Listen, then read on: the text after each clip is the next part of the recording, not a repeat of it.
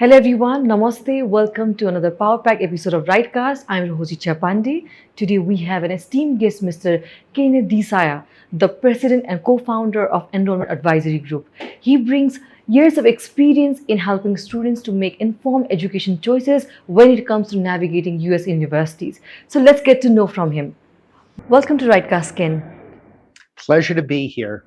How are you feeling? I'm feeling wonderful. I said, this is my first day here in Nepal. I said, I've spent the last 2 weeks in Vietnam and in Bangladesh, and I'm always looking forward to coming back to Nepal and meeting the Nepali students. So let's get started. In a competitive education global market, what do you think, what makes EU's education system still different for the international students? I would share with you that US is still the #1 destination for higher education for international students.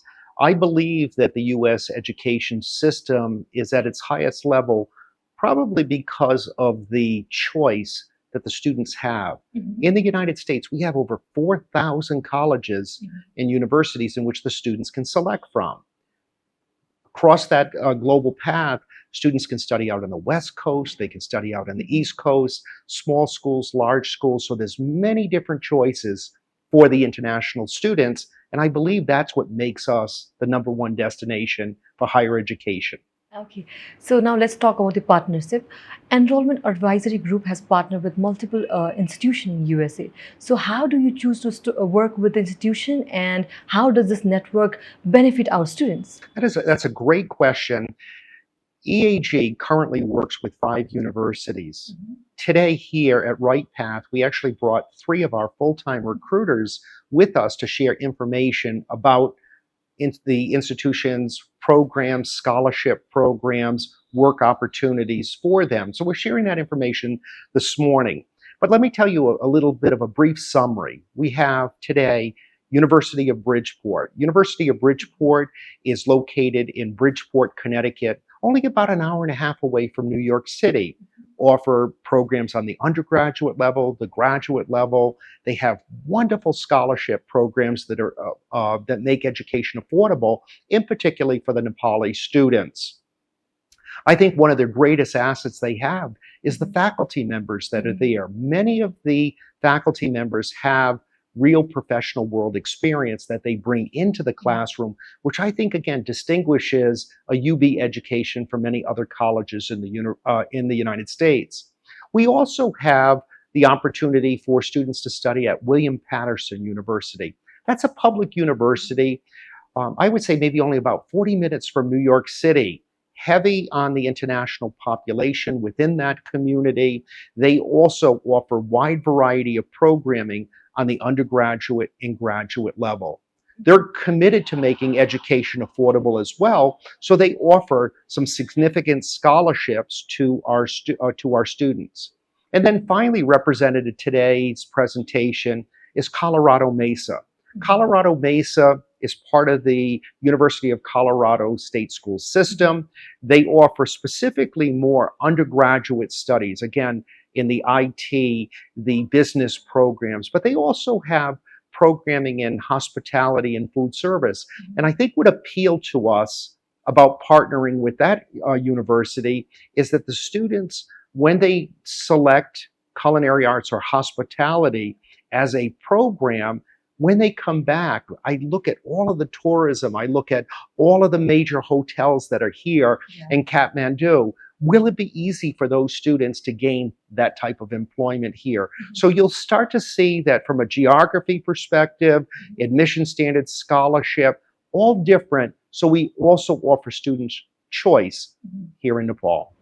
You mentioned about these universities, so I'm really curious to know, this university help these students to connect with the employers or not? Oh, absolutely. I try to share with students, they think about their experience at a college and a university is always about sitting in a classroom, learning from the faculty, and that is important and that is part of the process. But the universities that we partner with also provide them opportunity for real world experience. And I'll give you the example for the students that are studying on the undergraduate level. Many of those students will have internships and co-ops available. When all of our students graduate, whether it's on the undergrad or on the graduate level, all of those students will have the opportunity to participate in OPT anywhere between 2 and 3 years.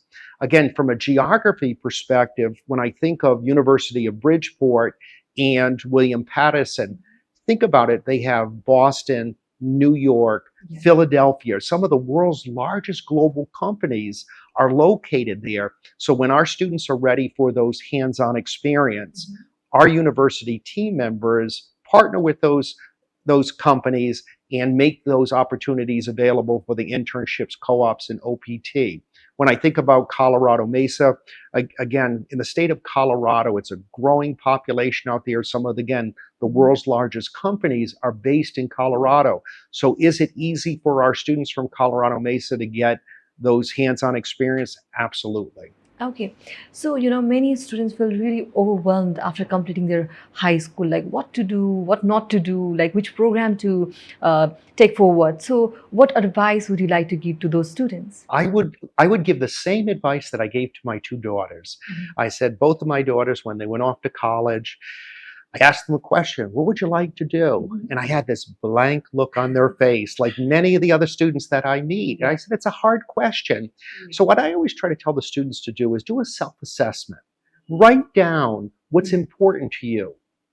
Maybe it's geography. Maybe it's the major. Maybe it's the size of the class. I know that many of the students depend upon scholarship. Does the university offer scholarship? Right. Can they make the education affordable? And for the students in high school, I try to tell them to start that process as early as the 10th grade. Start making that list. Your list is going to be different than my list. And hopefully when they start to go through the selection process, they can look at what's important to them and then start to narrow down. Think about what I said, 4,000 colleges in the US. How do I bring that down to a manageable population? The other thing is that an organization like RightPath is a great partner for the universities. As well as for the students. And what I would share with you is that we count on a company like a RightPath that can help counsel the students, understand them, and then based upon the answers to their assessment, those students hopefully can get channeled to the right university. Although I'd like to recruit as many students as I can for our EAG college partners, if we feel that it's not really a good match, I don't want the student to come there. I want them to be excited about that choice. So now let's talk about the English proficiency test. Whenever students are applying for abroad, they definitely attend or classes for the English proficiency. So what kinds of tests are accepted by these universities? What I would share with you is, and I think it's a great question because I was just explaining to the group this morning, students, when they're going and applying to college, the universities are going to have an expectation that they have a minimum level of competency in English. So whether it's writing skills, whether it's oral skills, whether it's listening skills, they're going to need those skills in the classroom. The way our college partners, very similar from university to university, they may ask the student if they want to submit their IELTS examination, their TOEFL examination, Pearson's, as well as Duolingo. Duolingo's been becoming very popular for the students. Based upon that score, students will have the opportunity to go directly into their major. If students have a little bit of a deficiency, those students may be able to participate in an ESL program in the US. We're fortunate at the University of Bridgeport to actually have an ESL center on campus. Most of my students that have been coming in from Nepal to our college partners have a good, strong English proficiency, and they've been going directly into their academic program. So moving forward, let's talk about the affordability. Many students or parents look after the affordable tuition fees also. So what kind of scholarship is provided by these universities to our international students? When EAG is seeking a partnership with a university partner, one of the first questions that we ask them is, are you committed to globalization? Followed by, are you committed to making education affordable for the students?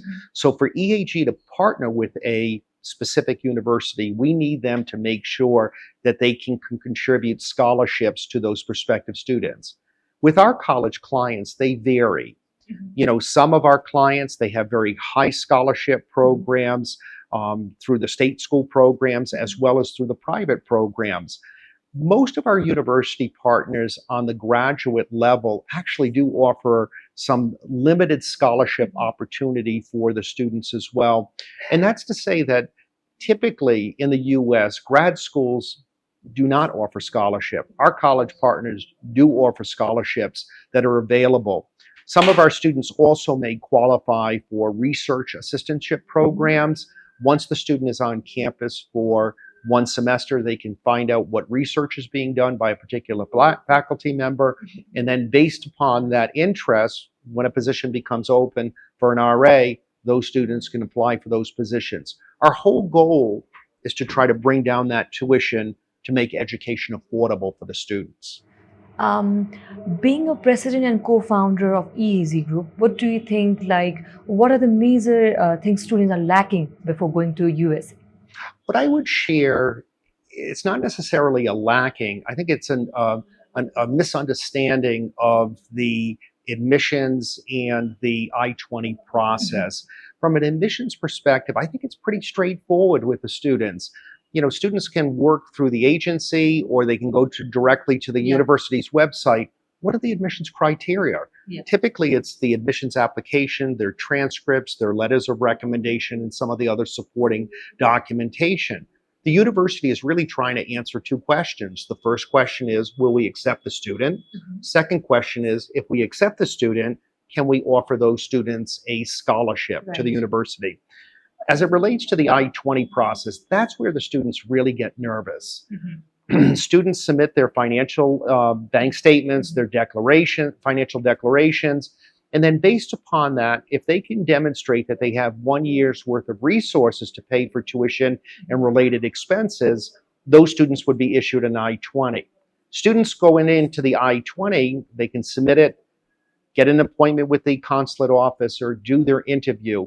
One of the things that I think many of the students are challenged with is that they really only have 2, 3, 4 minutes with a consulate officer to communicate their case. They need to make sure that it's an authentic case. Why did they select this particular university? Why did they want to go to this particular program? And what do they want to do with that degree once they return back here to their home country? So you have met thousands of students around the world. So what common mindset they need to take before going to USA? What do you say to that? What I would share with you is that the students are really smart, good academic students. They assimilate well on a college campus and they're committed to their education. What I would share with you, every time that I'm here in Nepal, I've been coming to Nepal now for more than 10 years, and I'm really excited every time I come into this particular market because the students have the energy, but sometimes they're a little bit quiet to communicate their case. They're a little bit more shy. What I would tell a student as they're starting to think about their selection process is, one, do their homework. Is this the right university for me? Again, going back to that self-assessment. 2, what I would do is I would prepare for that I-20 interview. It's practice, practice, practice. Have your brother, sister ask you the question, why Colorado Mesa? What are you going to study there? What major? What do you want to do with that degree? So preparation is very important. I almost align that with when you're going out there for full-time employment. Is that how much preparation would you do for a job interview? It's the same when you're going here and selecting a college and university in the States. That's a great advice, Ken. So as we wrap up, I would like to ask a last question, why should students choose USA instead of any other countries? Again, for the students that may be viewing this podcast, the US welcomes international students. We embrace diversity in our classrooms. Many of our graduates are going to work in a global setting with students from many different backgrounds. The US provides those opportunities, and more importantly, we provide opportunities to make that education affordable, and they will have that prestige of a US education that is very marketable when they come back here to Nepal. And I hope one day that I have the opportunity to welcome many of the students that may be listening to this podcast to one of our colleges or universities. Thank you so much, Ken. It was great talking to you. Thank you so much for your time today.